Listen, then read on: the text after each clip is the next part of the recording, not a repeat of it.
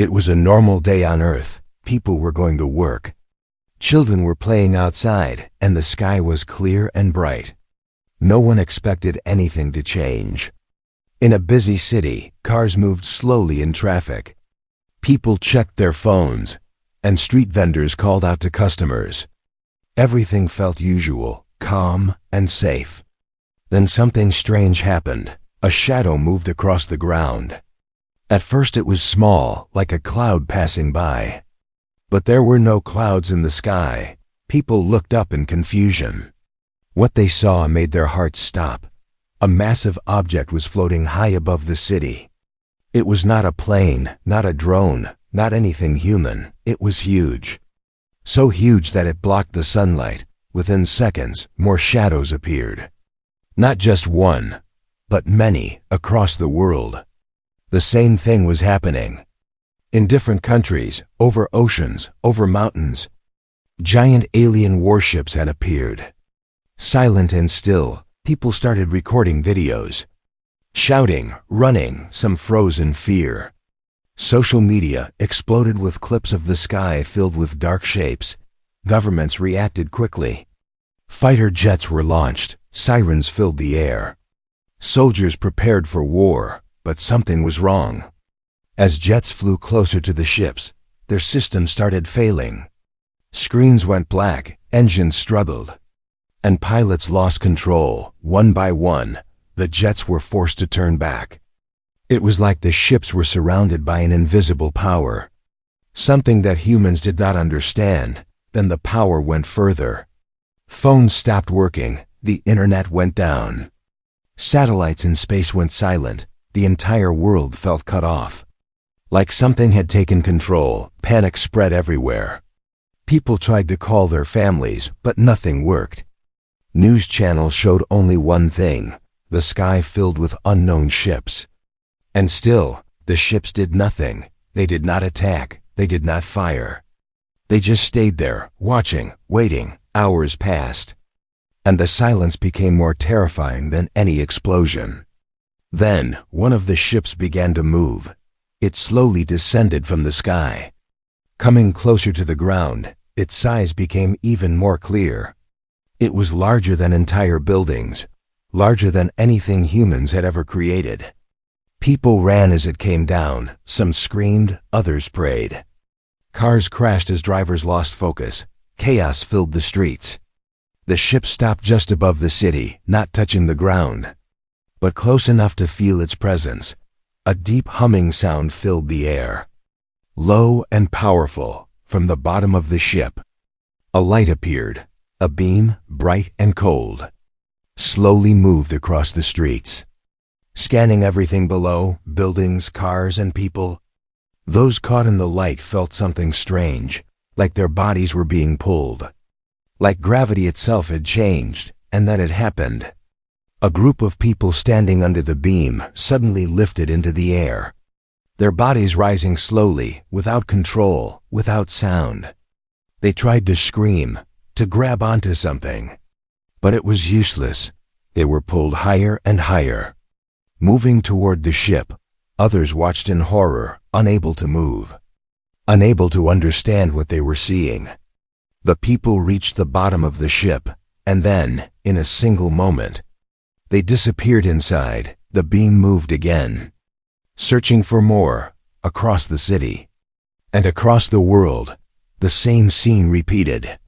Ships descending, beams scanning, humans being taken, no warnings. Number messages, no mercy. This was not a peaceful visit. This was something else. Something planned, something controlled. Far away, on a quiet street, one man stood frozen, watching everything, his heart racing, his mind unable to accept what was happening. The beam passed close to him, but did not touch him. For a moment, nothing happened. Then slowly, the beam stopped and began to move back toward him, as if it had noticed him, as if it had chosen him. And for the first time, the man realized something terrifying. They were not just taking humans. They were selecting them. The man could not move. His legs felt heavy. His breath was fast. and his eyes were locked on the cold light above him. The beam stopped just a few steps away, glowing softly, but something about it felt alive, like it was watching him, thinking about him. Around him, the street was empty. Cars were left in the middle of the road, doors open, bags dropped. Everything looked abandoned in seconds. The air felt strange, too quiet, too still. Even the wind had stopped. Far above, the giant ship waited, silent and massive, like a dark mountain floating in the sky. The man slowly stepped back, his heart pounding harder. He did not understand why he was still there, why the beam had not taken him like the others.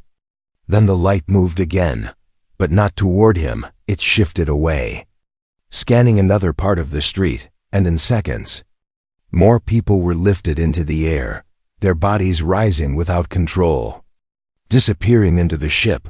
The man watched in shock, his mind trying to make sense of it. They are choosing, he thought. Not everyone was being taken, only some across the city. The same thing was happening. Entire groups vanished while others were left behind. Confused and terrified, hours passed and the pattern became clear. This was not random, this was a harvest.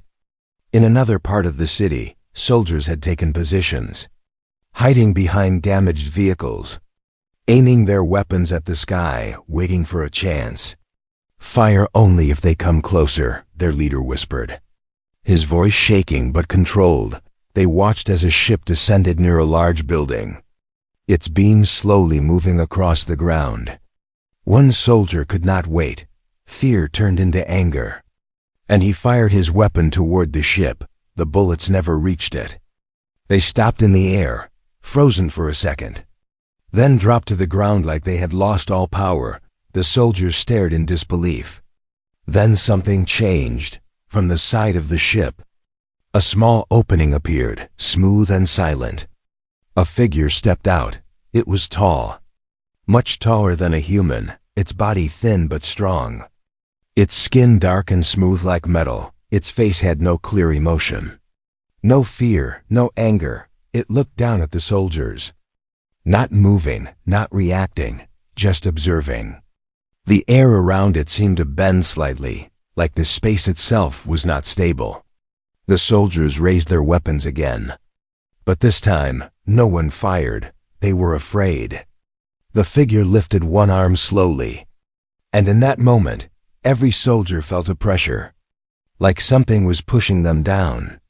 Their bodies dropped to the ground, weapons falling from their hands. They could not move, could not even speak.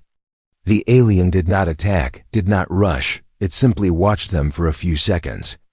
Then it turned away, as if they were not important. The beam continued its work behind it, lifting more humans into the sky. In the distance, the man was still watching, hidden behind a broken wall, his hands shaking. He had seen everything, the soldiers, the alien, the power. And now he understood something even more terrifying. Humans were not enemies. They were samples, back in the sky. The ships began to move again, slowly shifting their positions, spreading across different areas like they were covering the entire planet step by step. In every country, every city, the same silent process continued. No explosions, no loud battles, just controlled, careful collection. The world was not being destroyed. It was being studied. Night began to fall, but the ships lit the sky with a cold glow, turning darkness into something unnatural. People who survived gathered in small groups, whispering, crying, praying, trying to understand why they were still there. "Why not us?" some asked. No one had an answer then. Something unexpected happened. The ships paused. For the first time since they arrived, the beams turned off. The sky became still again. A deep vibration spread through the air, low and powerful, like a signal being sent across the world. The man felt it in his chest, like a sound without noise. Then all the ships changed at once. From their dark surfaces, faint lights appeared, forming strange patterns. Symbols no human had ever seen. It was a message, but not in any human language. The symbols moved slowly, repeating again and again. Scientists watching from hidden labs tried to record it, trying to decode it, but it made no sense. Until one system finally reacted, a weak translation appeared. Broken and incomplete. Phase 1. Incomplete. The message stopped, and then something even worse happened. One of the ships, much larger than the others, began to descend slowly, directly toward the center of the city. The ground started to shake as it came closer. Buildings cracked, glass shattered, people screamed and ran again. This was different. This was not harvesting. This felt like something else, something bigger, something final. The man looked up, fear stronger than ever, and for the first time since it all began, he realized the truth. What they had seen so far was only the beginning. The ground shook harder as the massive ship descended closer to the city, its shadow swallowing entire streets. Buildings below it looked like tiny toys under a giant hand. People ran in every direction, screaming, pushing, trying to escape the impossible sight above them. The man from earlier was still alive, still hiding, but now his fear had changed.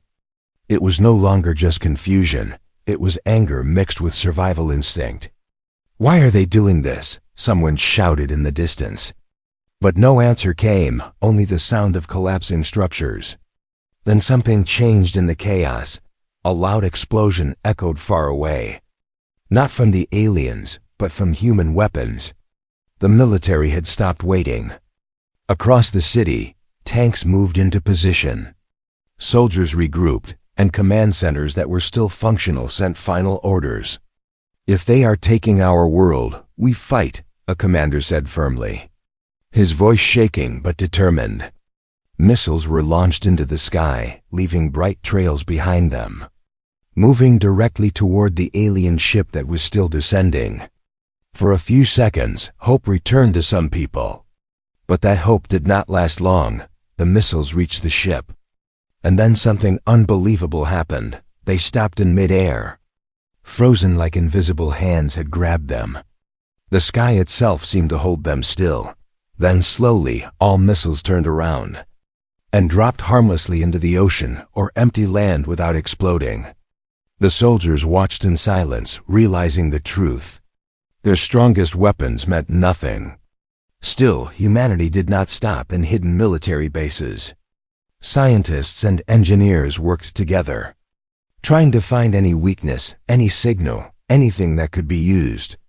One team finally discovered something unusual. The alien ships were connected to a central energy field, like a network, and if one part was disrupted, others reacted. It was not a full weakness, but it was something, a small chance. Special strike teams were formed immediately, not to win, but to test, to learn, to survive. At ground level, guerrilla resistance began. Small groups of soldiers moved through destroyed streets, attacking damaged parts of alien landing zones, using whatever they had left. In one area, a group managed to plant explosive charges near a smaller ship that had landed for harvesting. They waited, hiding behind broken walls, their hearts racing when the signal was given. The explosion hit, shaking the ground violently. For the first time, something happened to the aliens. The smaller ship flickered, its surface cracked slightly. A faint glow inside became visible. The soldiers stared in disbelief. "We heard it," one whispered, almost unable to believe it, but the victory was short. The main ship reacted instantly. A deep sound echoed across the city, and the air became heavy again. From above, a new being descended. Not for scanning, not for harvesting, but for punishment. A bright column of energy struck the area where the explosion had happened. In seconds, everything inside that zone vanished. Buildings, vehicles, soldiers. All gone. No fire, no debris, just emptiness. The man watching from far away fell to his knees. Unable to speak, humanity had finally resisted. and humanity had been shown how small that resistance truly was. Across the world, similar battles were happening. Small victories followed by overwhelming losses. Still, people refused to stop. News from surviving channels spread quickly. "Do not surrender," one broadcast said. "They are not gods," another voice shouted. "They can be challenged, but deep inside." Everyone knew the truth. They were not winning. They were only surviving moments at a time. Then, something unexpected occurred. The largest alien ship stopped its descent, hovering just above the city center. All other ships around the world also paused their movements. The being stopped, the silence returned. It was not peace. It felt like observation. Like something was being measured, evaluated, judged. Then a signal appeared in the sky again. Symbols forming faster than before, brighter, more complex. Scientists rushed to decode it, and this time, the translation came clearer. Resistance detected. Adaptive response increasing. Second phase required. The message ended, and immediately, the sky above the main ship opened, not like a door, but like space itself splitting apart. Something was coming out. Something that had never touched Earth before. Humanity had just proven it would fight back, and now, the real response was arriving.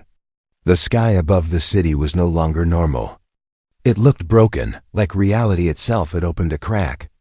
From that crack, the largest alien ship slowly revealed something new. Not just its hull, but structures inside it that no human eye had ever seen before. The air became heavy again, and every device that still worked began to show strange static patterns. The man who had survived from the beginning was still alive, still watching from the ruins, and now he felt something different. Not just fear, but curiosity mixed with dread. Something was changing in the behavior of the aliens. They were no longer just collecting humans, no longer just reacting to resistance. They were waiting. Inside hidden bunkers across the world, scientists stared at their screens, trying to decode the strange symbols that kept appearing in the sky. For hours, nothing made sense until finally a pattern appeared. Not a language, but a structure. Like mathematics mixed with sound, then a breakthrough came. A partial translation formed on one monitor, flickering weakly. Subject classification incomplete. Planetary test still active. The words made no sense at first. But slowly, the meaning became clearer. Earth was not being invaded randomly. It was being tested in the alien fleet above. Something responded to the resistance humanity had shown. The ships shifted position slightly, forming a wide circle over the planet, like observers surrounding an experiment. Then a new transmission was sent, stronger this time, reaching every surviving system on Earth. This time, the translation was more complete. And it changed everything. Signal received from ancient source. Planet marked for evaluation. Species survival behavior inconsistent with expected models. The scientists froze when they read it. Ancient source.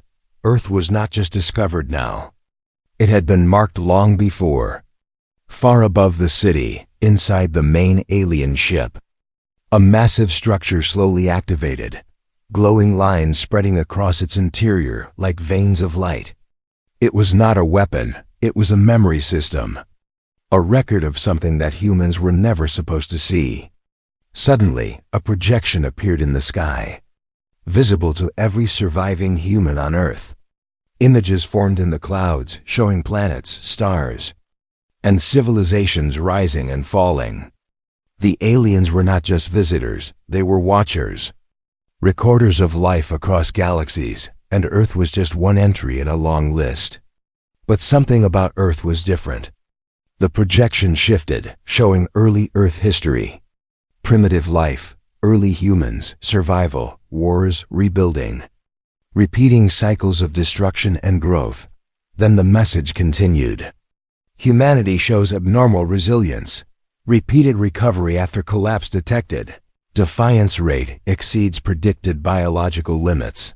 The man watching in the ruins did not understand all the words, but he understood the feeling. They were studying humans like data, like patterns, like something to be measured. Then the truth came even deeper.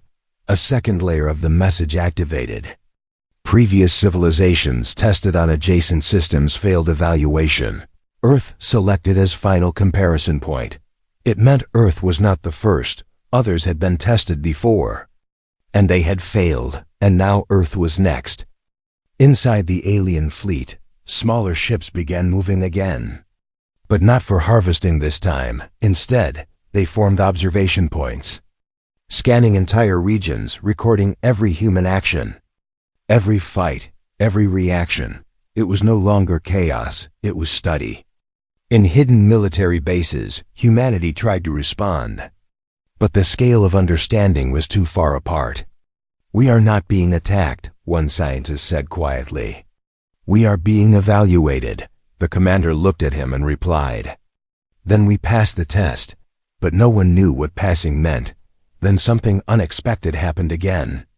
The main alien structure emitted a deep pulse across the planet. Not destructive, but emotional in effect. People everywhere felt it, a pressure in their minds, like being observed directly. Some fell to their knees, others stood frozen, unable to think clearly, and then a new message appeared, clearer than all before. Second phase evaluation begins. Species response under full pressure simulation. The meeting was terrifying. Everything so far, the destruction, the harvesting, the battles, it was only a controlled simulation of pressure, not full war, not full invasion.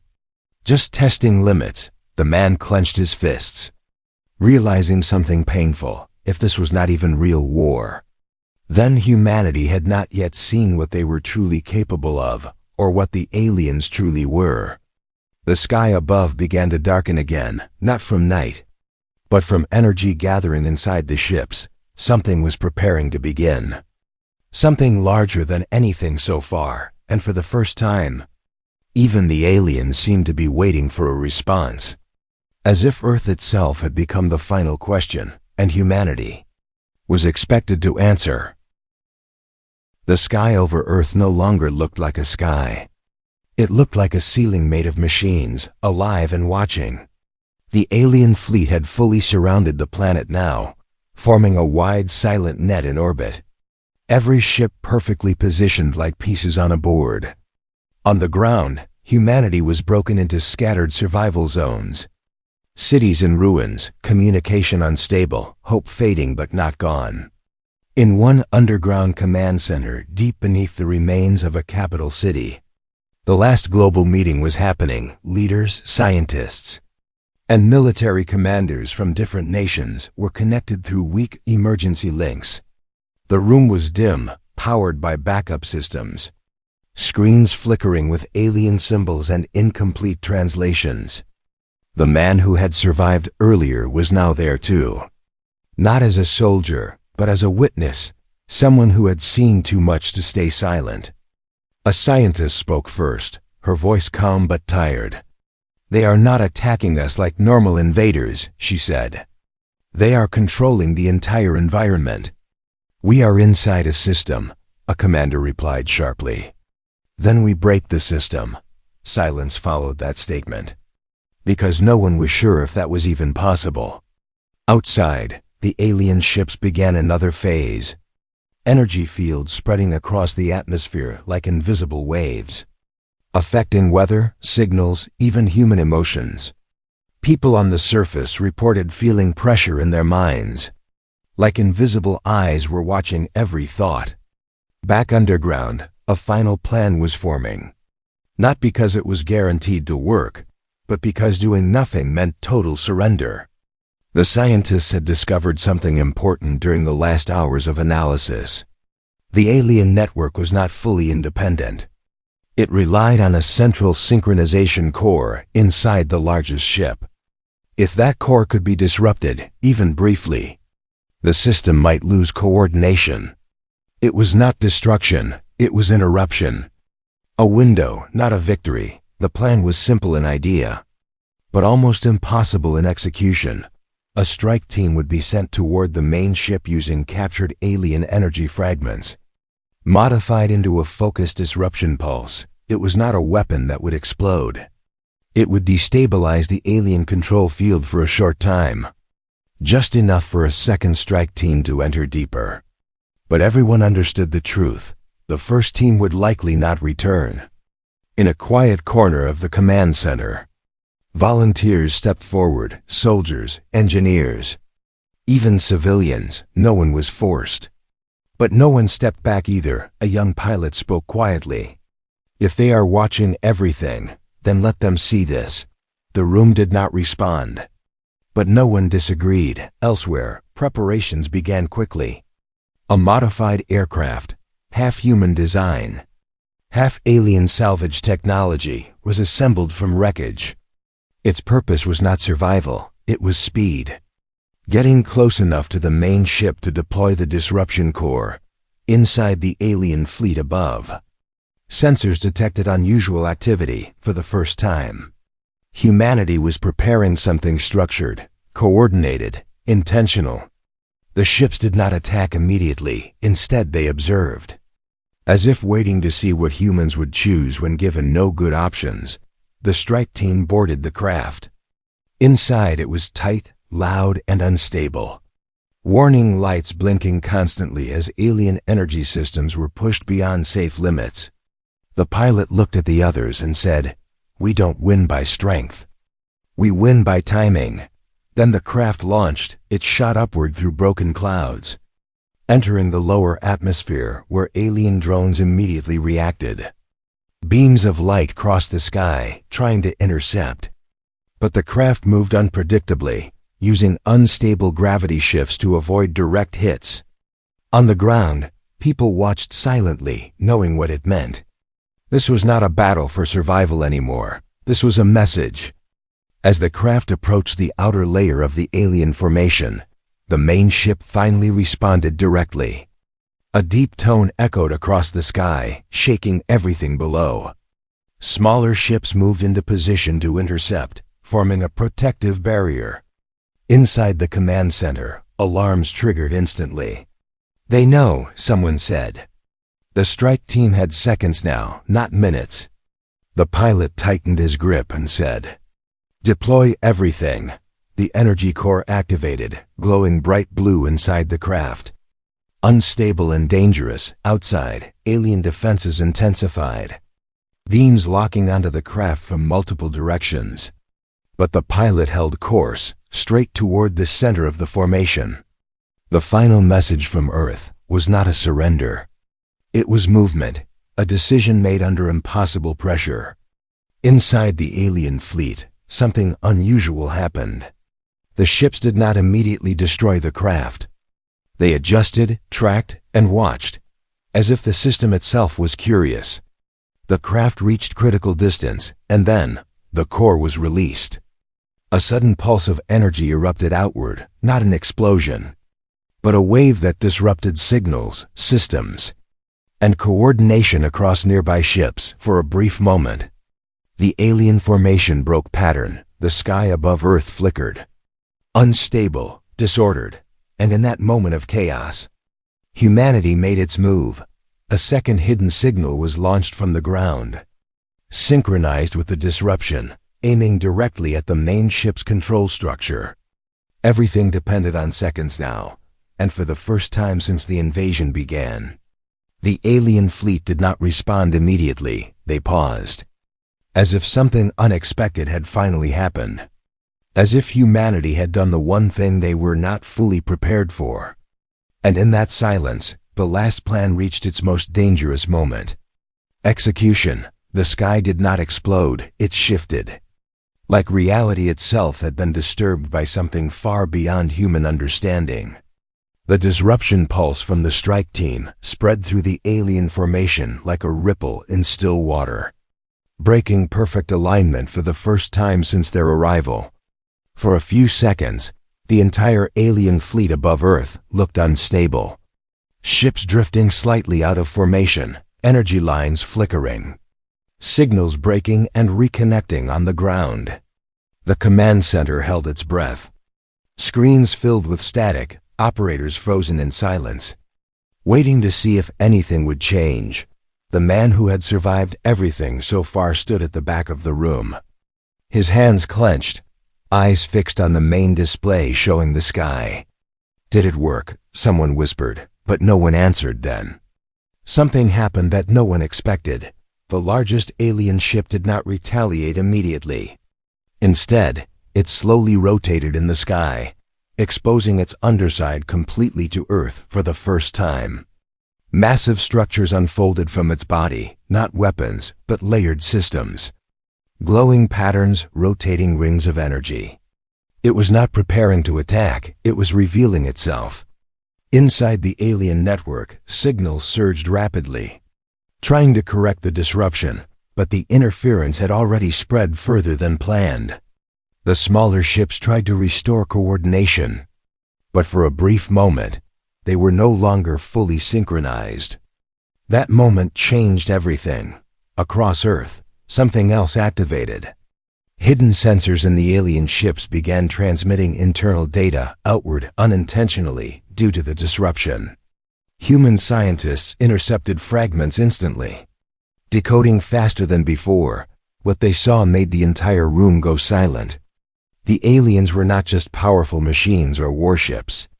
They were part of a structured intelligence system far older than anything humanity had ever imagined. A system designed not for invasion, but for evaluation, control, and classification of civilizations. One scientist spoke slowly, reading from the decoded data. "They are not soldiers," he said. "They are examiners." The word felt unreal, like something from a different level of reality. Then the main translation stabilized again, clearer than ever before. "Adaptive species detected. Unexpected resistance pattern confirmed. Primary evaluation tier upgraded." The meaning was terrifying. Humanity was not fighting an enemy. It was inside a system that ranked life itself. In the sky, the alien formation reorganized. But not aggressively, more like recalculating. The main ship began to descend slightly, not toward destruction, but toward closer observation on the ground. Panic and confusion mixed together. Some people thought the aliens were retreating. Others thought this was the calm before total annihilation, but neither assumption was correct. Inside the alien structure, a deeper layer activated, something that had never been exposed before.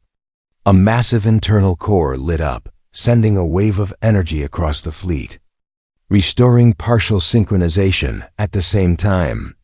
A new transmission was sent directly to Earth, bypassing all human systems. This time, it was not fragmented. It was clear, structured, and direct. Civilization under test shows adaptive conflict response. Non-standard survival behavior confirmed. Physical destruction is not primary objective. The message paused, then continued. Observation focus shifted to cognitive and emotional resilience. The scientist reading it whispered, "They are not trying to destroy us. They are trying to understand us." Outside, the sky began to change again, but differently this time. The alien ship stopped scanning randomly, and instead focused on specific regions where human resistance had been strongest. Cities that fought back, groups that coordinated attacks, individuals who made critical decisions. They were being studied in detail, like data points in a living experiment. The man standing in the command center suddenly realized something. "All of it," he said quietly. "The harvesting, the attacks, the silence. It was never random. It was pressure testing." A commander turned to him. "Testing what?" The man hesitated, then answered, "How we break, and how we don't." A heavy silence filled the room. Then the main alien ship emitted another pulse. But the sky over Earth had stopped feeling like a battlefield. It now felt like a courtroom without walls, where the entire planet was under judgment. The alien fleet no longer moved aggressively. No beams, no harvesting, no destruction, only observation. Like something was waiting for the final answer. In the underground command center, silence was heavier than ever. Screens still showed alien data streams, but now they were stable, almost calm. The man who had survived from the beginning stood in the center of the room. Exhausted, dirty, but still watching the sky through the broken feed. Every leader left on Earth was connected through weak channels. Listening, waiting, unable to predict what would happen next. Then the alien signal changed one final time. It was not fragmented anymore, not mathematical chaos, not symbols. It was structured communication, translated clearly across every surviving system. Final evaluation phase initiated. Species response complete. Judgment pending confirmation. The words echoed through every screen, every speaker, every remaining device. And then came something unexpected. A single connection opened. Directly from the main alien ship to one point on Earth. Not to governments, not to military systems. To one human channel, a direct request, inside the command center. Everyone looked at each other in confusion, until the system identified the target. It was a single survivor node, manually selected. The man stepped forward slowly, realizing something terrifying. They were choosing him. The screen flickered. And a new visual appeared, not the sky, not destruction, but a calm representation of the alien presence. No face, no emotion. Just structured light patterns forming a stable interface.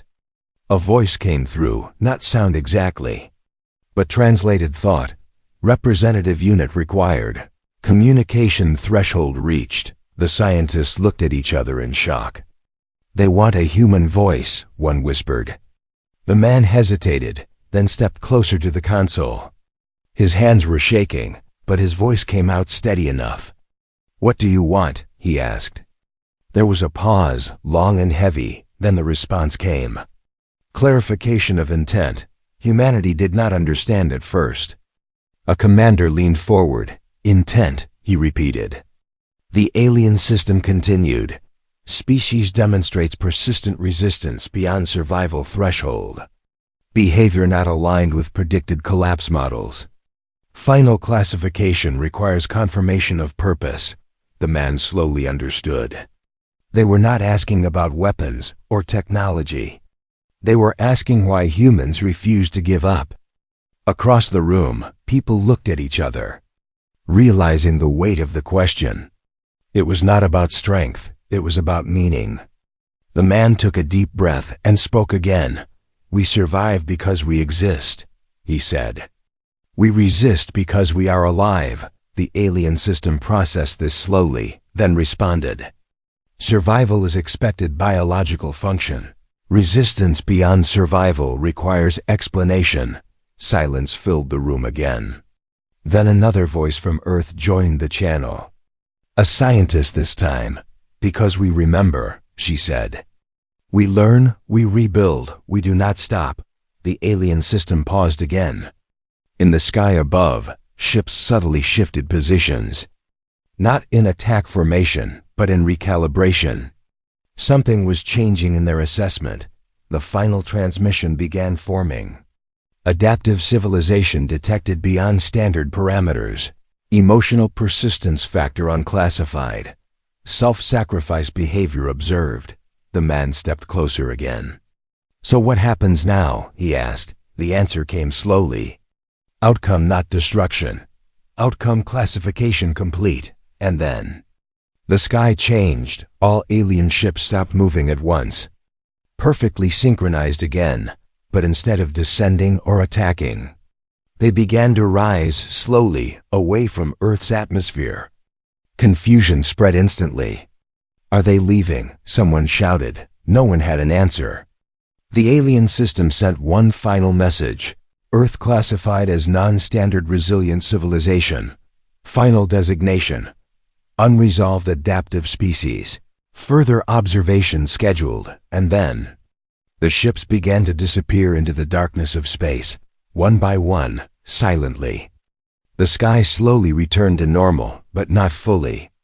A faint glow remained where the fleet had been, like a scar in reality itself, inside the command center. No one spoke for a long time. Then the man finally said something quietly. They didn't destroy us. They didn't save us either. They just marked us.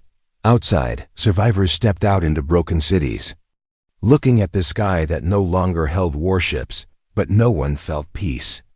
Because everyone understood something deeper. This was not the end of contact. It was only the end of the first test. And somewhere far beyond Earth, in silence between stars, something had already begun recording humanity as a new kind of problem. A civilization that did not fit the system, and did not stop existing when it should have.